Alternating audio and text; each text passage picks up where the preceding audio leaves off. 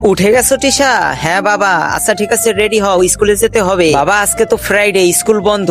ও আচ্ছা আচ্ছা, মনে হয় বাবা আমার বার্থডের কথা মনে নেই। আম্মুর মনে আছে, আম্মুর কাছে যাই। আম্মু। হ্যাঁ টিশা বলো।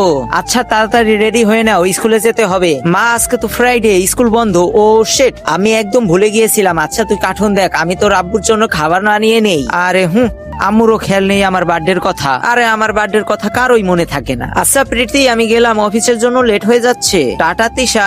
আচ্ছা বাই বাবা। ও বন্ধুরা, তারপর কি হলো সেটি দেখার আগে তুমি বলো, তুমি কি আল্লাহর ঘরকে ভালোবাসো নাকি মন্দিরকে ভালোবাসো? যদি তুমি আল্লাহর ঘরকে ভালোবাসো তাহলে ভিডিওটি লাইক করে চ্যানেলটিকে সাবস্ক্রাইব করে যাও। জলদি যেতে হবে, লেট হয়ে যাচ্ছে। ও শিট, টিফিনের কথা একদম মনে নেই। প্রীতি।